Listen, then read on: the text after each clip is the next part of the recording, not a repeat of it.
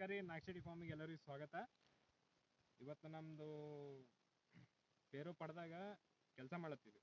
ಏನು ಕೆಲಸ ಮಾಡ್ಲತ್ತಿದ್ವಿ ಅಂತಂದ್ರೆ, ಇವು ಕಾಯಿ ನೋಡ್ಲತ್ತಿರ್ಬೇಕು ನೀವು.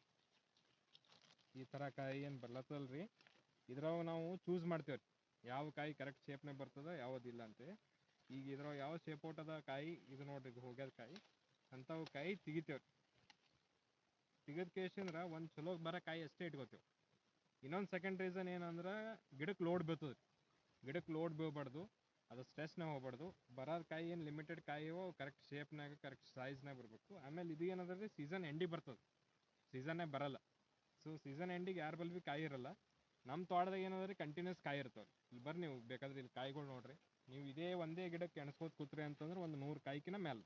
ಇದು 1 ವರ್ಷದ ಗಿಡನೂ ಆಗ್ಯದ್ರಿ. ಈಗ 1 ವರ್ಷ ಮೇಲೆ ಒಂದು 3 ತಿಂಗಳು ಗಿಡ ಅದ ರೀ.